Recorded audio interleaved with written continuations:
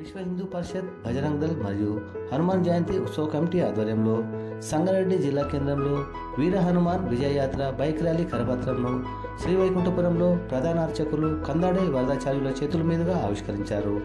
12వ తేదీ శనివారం ఉదయం భవానీ మందిరం నుండి ప్రారంభమై న్యూ బస్ స్టాండ్ చౌరస్తా మీదుగా శ్రీవైకుంఠపురం వరకు నిర్వహించే వీర హనుమాన్ బైక్ ర్యాలీలో పార్టీలకు అతీతంగా హిందూ బంధువులందరూ పాల్గొని విజయవంతం చేయాలని అన్నారు. ఈ కార్యక్రమంలో విహెచ్పి తెలంగాణ ప్రాంత సహప్రముఖ్ సుభాష్ చందర్, ఆర్ఎస్ఎస్ విభాగ్ ప్రముఖ్ అంబరీష్ మరియు నాయకులు ప్రకాష్, జగన్, తరుణ్, సృజన్, అఖిల్, వెంకట్, భవానీ, బీజేపీ పట్టణాధ్యక్షులు ద్వారకా రవి, కసినివాసు, విజయ్, యశ్వంత్, శివ తదితరులు పాల్గొన్నారు. ఈ మాసం 12వ తారీఖున అంగరంగ వైభవంగా మన సంగారెడ్డి నగరంలో అత్యంత శోభాయమానంగా జరుపుకోవాలి అని నిర్ణయం చేయడం జరిగింది.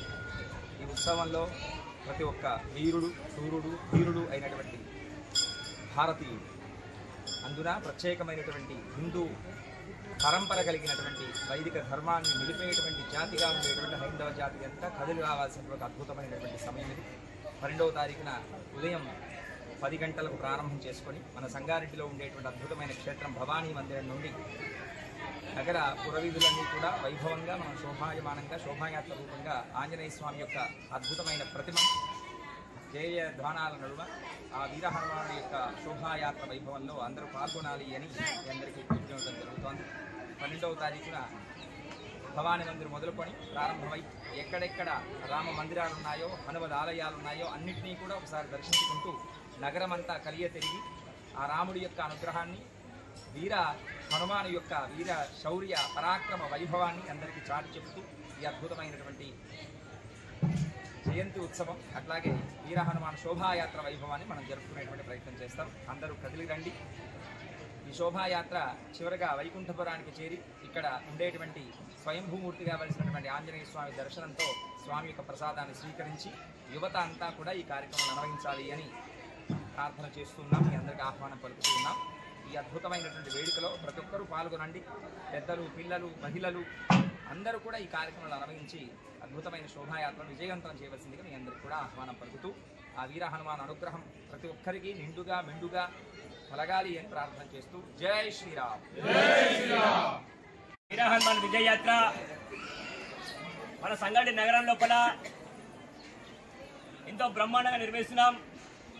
భాగ్యనగర్ లోపల వీర హనుమాన్ విజయయాత్ర స్టార్ట్ అయిన సంవత్సరం తర్వాత మన సంగారెడ్డి నగరం లోపల ఈ యాత్ర చేయాలనే ఆలోచనతో ఆ రోజు ప్రారంభించి ఇవాళ వరకు కూడా మనం వీర హనుమాన్ విజయయాత్ర నిర్వహిస్తున్నాం.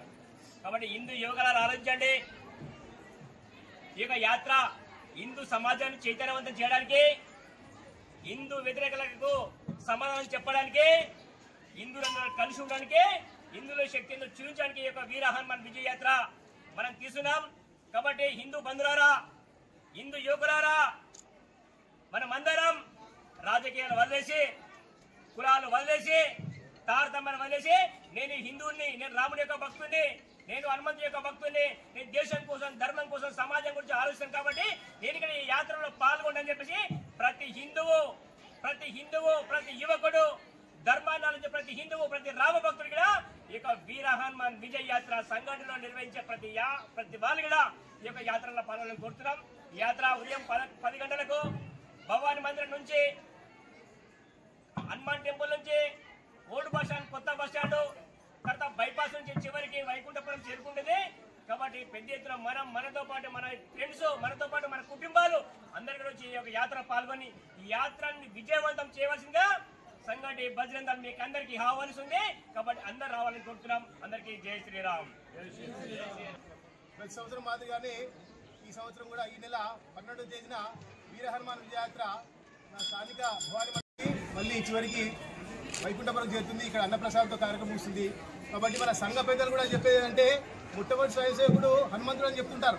కాబట్టి ఆ హనుమంతుడి యొక్క గుణగణాలు మనందరం కూడా పుణికిపుచ్చుకోవాల్సిన అవసరం ఉంది. కాబట్టి మన హిందూ శక్తిని, సంఘటిత శక్తి చూపించాల్సిన అవసరం ఉంది. కాబట్టి హిందూ బంధువులందరూ కూడా అధిక సంఖ్యలో ఈ శోభయాత్రలో పాల్గొని మన సంఘటిత శక్తి చూపాల్సిందిగా అందరికీ పేరు పేరున ప్రార్థిస్తుంది.